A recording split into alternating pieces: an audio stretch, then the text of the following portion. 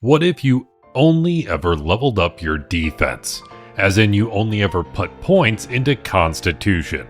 Well, I felt like that was a bit of a challenge after watching Bofuri. I don't want to get hurt, so I'll max out my defense. And seeing how Maple made her character, it just kind of felt like I needed to try and do it in D&D. So let's create a character where our main stat is Constitution. And after our base stats, we are never putting another point into anything else. I have made an optimized tank build on this channel before, but it's not the same because we're really just focusing on Constitution, meaning that we can't really rely on most attacking abilities for the majority of the build, unless we can find ways to attack people without heavily relying on a stat outside of Constitution. So let's start with the species. Keeping in mind that we're sticking with the character of Maple, we're going to go with human. This gives us the feature resourceful, so we have a heroic inspiration allowing us to re-roll any dice roll once per long rest, and we get the feature versatile, so we get an origin feat. And of course, if we're focusing on our defense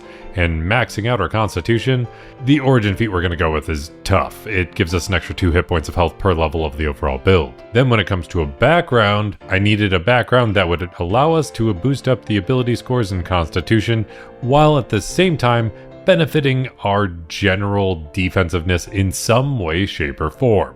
So I'm going to go with the merchant background. This allows us to boost up our Constitution by 2 points and then choose Intelligence or Charisma for another 1 point. We'll use Charisma. And it gives us the Lucky feat. So you have a number of luck points equal to your proficiency bonus, and that allows you to roll at advantage on a d20 test or for somebody else to have disadvantage. So if you feel like you're about to be hit with a crit, make sure they have disadvantage. Then when it comes to the ability scores, we're going to have a point spread that looks like this, having very minimal scores in our wisdom and charisma, basically just to make sure that we can get our multi-classes in, because there's actually going to be a 4-way multi-class with this build, and then just enough strength to be able to wield the heaviest armor imaginable, because once we get plate armor that requires 15 strength, that gives us 18 armor class and another 2 if we're wielding a shield, bringing us to 20. Then all of the rest of our points go into Constitution. Then when it comes to a starting class, we're going to go with Paladin. They have a decent amount of starting health. They have a feature called Lay on Hands at first level, so they have a pool of healing equal to 5 times their Paladin level,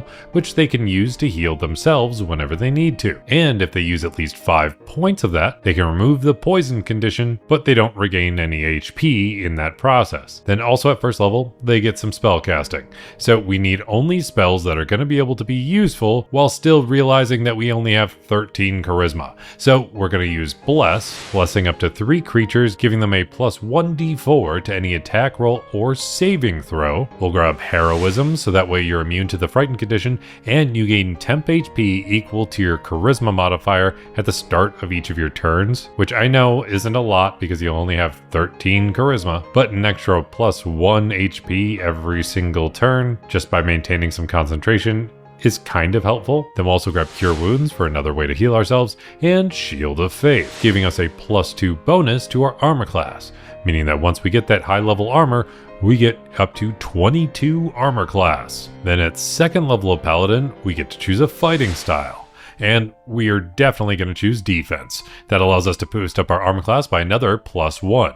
So now if we stack all that stuff with our Shield of Faith, our high level armor, and defense, we get a total of 23 armor class. Also at second level of Paladin, you would get Paladin Smite if you were going to attack with an unarmed strike or any sort of weapon, but we only ever wield a shield. So if you treat a shield as an improvised weapon, sure, you could probably pull that off as using a Paladin Smite, but that's probably going to be at the Dungeon Master's discretion. Then at third level of Paladin, we get access to Channel Divinity, so you can sense some evil stuff around yourself, but you can use it for something else because we also get to choose our Paladin subclass at this level. And while Oath of the Crown makes an absolutely amazing tank, its main tanking ability, forcing people to not run away from you because they're kind of stuck within a certain emanation of you, really heavily relies on your charisma, so we can't really use that. So instead, I kind of thought about how Maple has the Hydra ability, and there's something that does kind of fit with that thematically, so we're going to go with the Paladin subclass, Oath of the Ancients. This gives us the feature, Nature's Wrath. So as a magic action, you can expend one use of your Channel Divinity to conjure spectral vines, which I kind of think of as the Hydra, and they wrap around nearby creatures. Each creature within 15 feet of you has to make a strength saving throw or be restrained for 1 minute. Obviously, this still relies on your charisma, but I wanted some way to get that Hydra ability, even if it's not going to be super effective with your low charisma. By choosing the Oath of the Ancients, you also automatically have the spell Speak with Animals prepared, which is kind of nice in case you want to talk to your pet turtle. And then at 4th level of Paladin, you get access to an ability score improvement. And we are only going to have so many points that we can put into Constitution, so we need to spread them out as much as possible. Otherwise, we're going to run out of ways to get ability score improvements that don't boost up any other stat. So we're going to take a feat allowing us to add to our Constitution in a slower trickle. So we're going to grab Heavy Armor Master. This allows us to boost up our Constitution by just 1 point, and it gives us the feature Damage Reduction. So when you're hit by an attack while you're wearing heavy armor, any bludgeoning, piercing, and slashing damage dealt to you is reduced by an amount equal to your proficiency bonus. And then at 5th level of Paladin, you get extra attack, but we don't really care about attacks. What we care more about is the fact that we also get Faithful Steed. I wanted some way for you to be able to summon your turtle to ride as a mount, because Faithful Steed allows you to summon an otherworldly steed with the Find Steed spell that is always prepared without taking up any of your prepared spells. And you get some free castings of it, so overall it is a nice feature to make sure we grab early on. And then the last thing at 5th level of Paladin is that we get to choose some 2nd level spells. We'll grab Protection from Poison, allowing us to end the poison condition on ourselves or somebody else, and giving advantage on saving throws to avoid or end the poison condition, while at the same time giving resistance to poison damage. And then the other thing we'll grab is Prayer of Healing. So up to 5 creatures of your choice who remain within range for the full casting time of 10 minutes of this spell gain the benefit of a short rest and also regain 2d8 hit points. Then it's time for our first multi-class. And I want a few more defensive spells as quickly as possible. So we're going to jump over to Sorcerer. Sorcerer gives us the feature Innate Sorcery. So as a bonus action, you can activate your Innate Sorcery for 1 minute.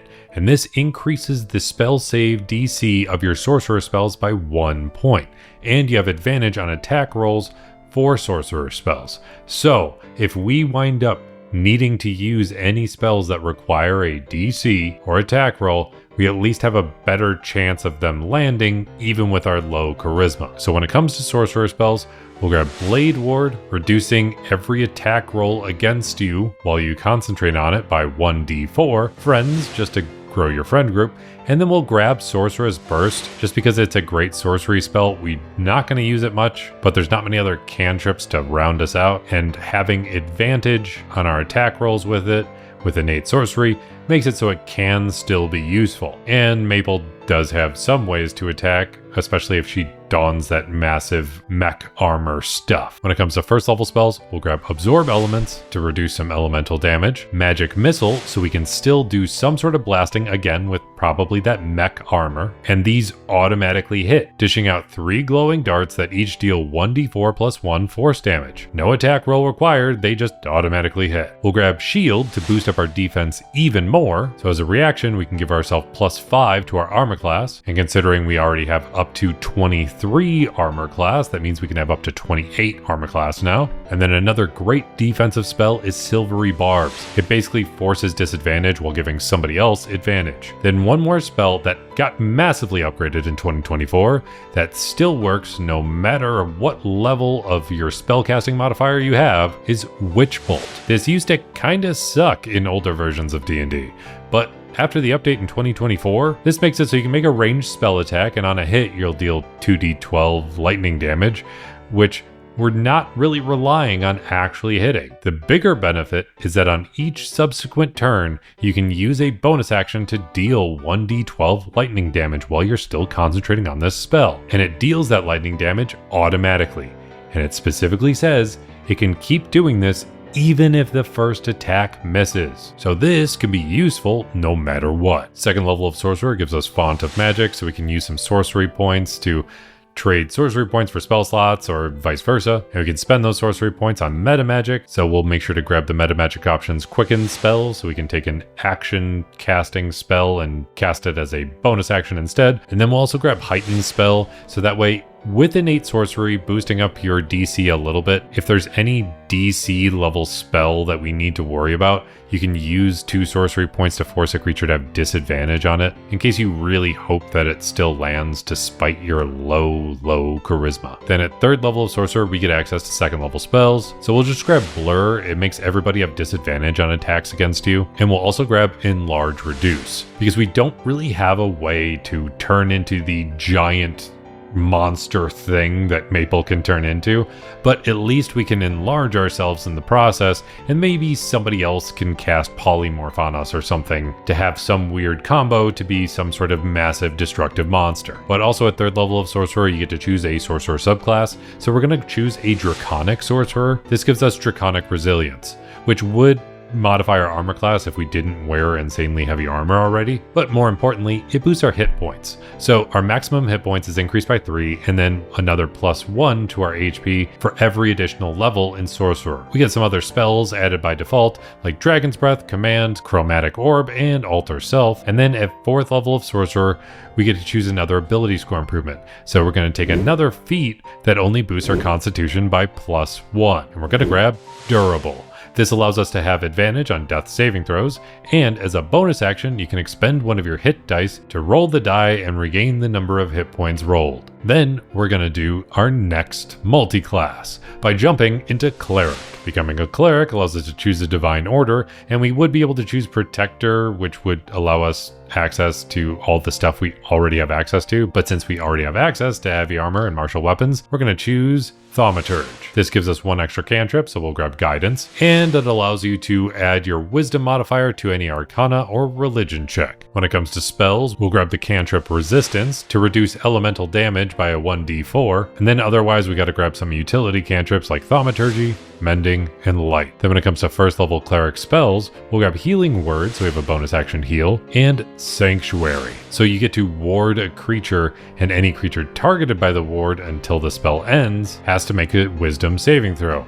And if it fails on that Wisdom save, it has to either choose a new target to attack or lose the attack or spell entirely. But it doesn't protect you from AoE attacks. So it's not going to be super overpowered in our situation because we don't have a ton of points into Wisdom, but it's still going to be helpful. Then at 2nd level of Cleric, we get another way to use Channel Divinity with Divine Spark, allowing you to heal some people, or Turn Undead, allowing you to force some undead to run away. Then at 3rd level of Cleric, you get access to 2nd level Cleric spells. So we'll grab Aid, allowing us to increase 3 creatures' hit point maximum and current hit points by 5 points, increasing by another 5 points for every upcast above 2nd level spell slots. And then we'll also grab Silence because it allows you to silence a bunch of creatures without requiring any sort of saving throw. Also at 3rd level, we get access to a Cleric subclass. So we're going to dive into the Xanathar's Guide to Everything book and grab the Forge Cleric. This gives us the feature Blessing of the Forge. So you can take any weapon or armor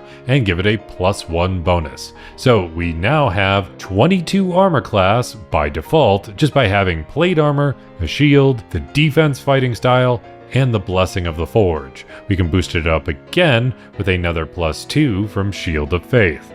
Then we can boost that up again as a reaction, bringing us to 29 armor class using the shield spell. And on top of everything else, because we became a Forge Cleric, we get some spells added to our prepared spell list, like Searing Smite, Magic Weapon, Identify, and then most importantly, Heat Metal. Heat Metal is going to work for us in 2 ways. Because 1, it doesn't require a saving throw to deal any damage. You just get to choose a metal object that a creature is holding or wearing and deal 2d8 fire damage to any creature touching it. And then as a bonus action, on each of your turns following that, you can continue to deal that damage again and again. If it's holding an item that is metal, it has to make a Constitution saving throw just to be able to drop it.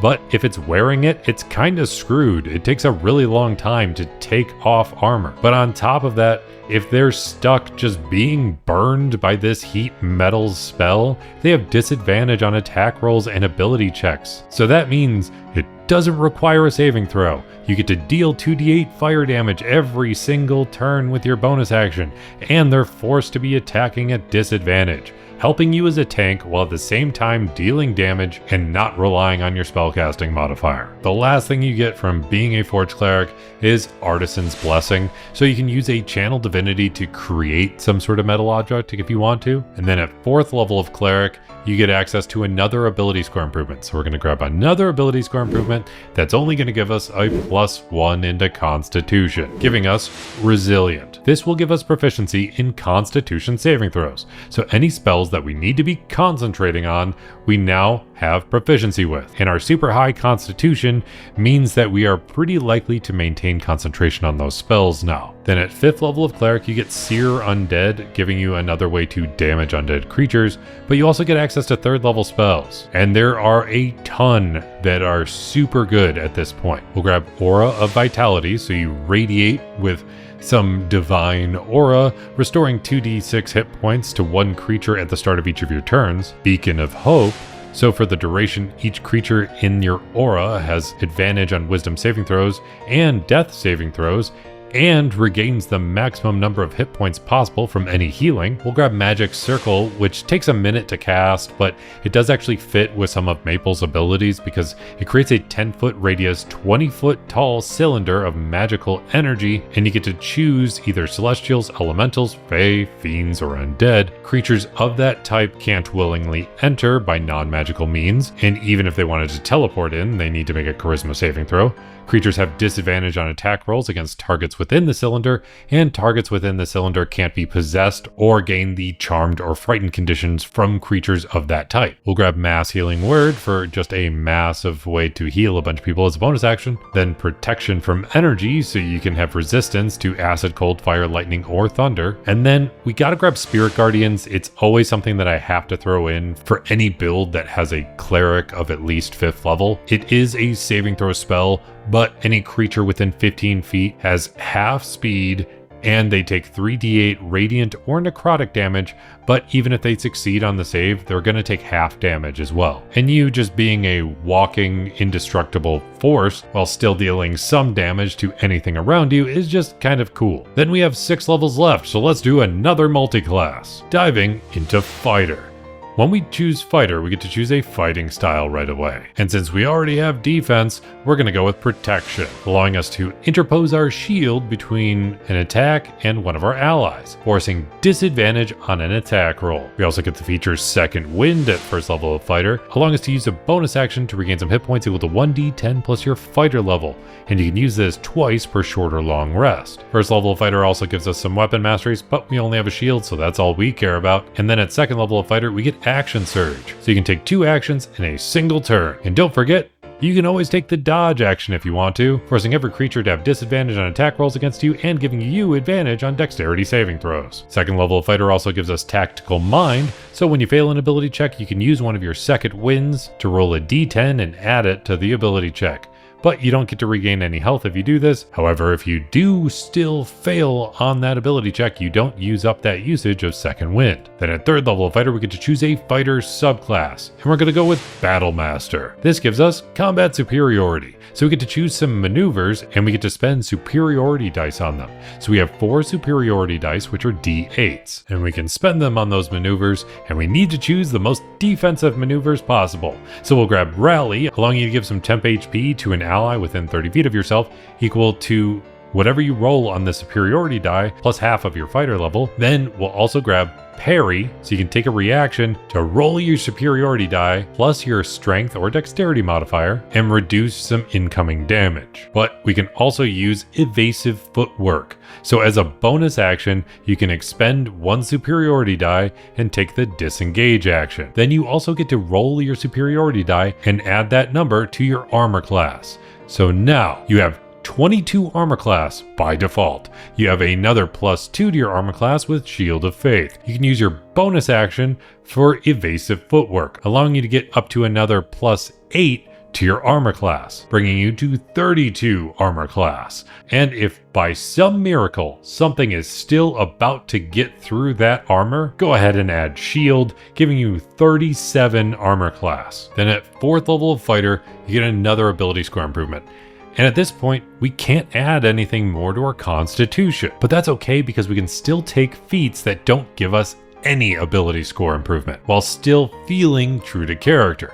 So we're going to grab a fighting style feat and grab interception. So now when you see a creature get hit by another creature, you can use your reaction to reduce the damage dealt to the target by 1d10 plus your proficiency bonus, as long as you're holding at least a shield or simple or martial weapon. And obviously, we always got a shield. 5th level of fighter would give us extra attack, but we don't care about that because we don't actually do much attacking, and we already got extra attack from being a paladin, and we also get tactical shift. So when you activate one of your second winds as a bonus action, you can also move up to half your speed without provoking opportunity attacks. And then at 6th level of fighter, we get one more ability score improvement. But since we're max level overall, we get to choose an epic boon. And this was the hardest choice of this entire build, because there's 4 solid options. We could grab the Boon of Fortitude, giving us another 40 hit points and boosting our constitution by 1 more point. But we already have a ton of health, and another 40 isn't going to help us that much. We could grab Boon of Fate, allowing us to reduce any sort of roll by 2d4, and that can save us when somebody is doing an attack roll. But considering we have such an insane amount of ways to boost up our armor class, the chances of us needing just another 2d4 to reduce the attack roll is not going to be that significant. Then one more option would be the Boon of Recovery.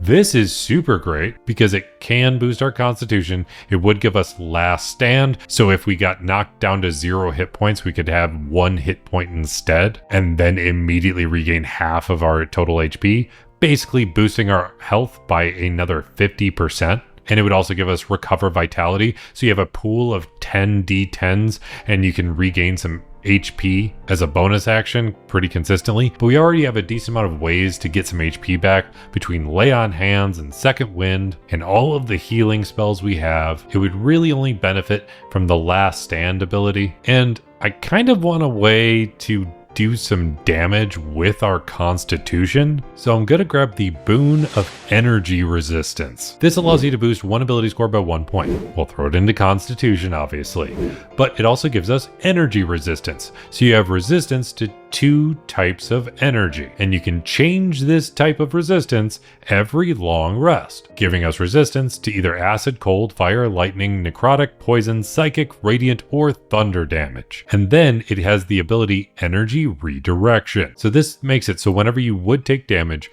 from whatever you have your energy resistance aligned to, you can take a reaction to redirect some of that damage to another creature you can see within 60 feet of yourself that isn't behind total cover. That creature has to make a dexterity saving throw with a difficulty challenge according to your constitution modifier. So while pretty much every other spell and ability in D&D would rely on strength, dexterity, wisdom, charisma, this ability allows you to utilize that constitution modifier. And if they fail on that saving throw, they take 2d6 plus your constitution modifier as damage of that energy type. The only major downside with this epic boon is if you're in a very themed area, like if you're fighting in a volcano and there's tons of fire-based enemies, they blast you with some fire damage that you are resistant to thanks to this ability. Redirecting fire damage at a different fire creature isn't going to help that much because they're going to be either immune or resistant to it. But if you're fighting against a spellcaster that's just blasting you with some sort of elemental spell, you can redirect it at another spellcaster, just obliterating them. It was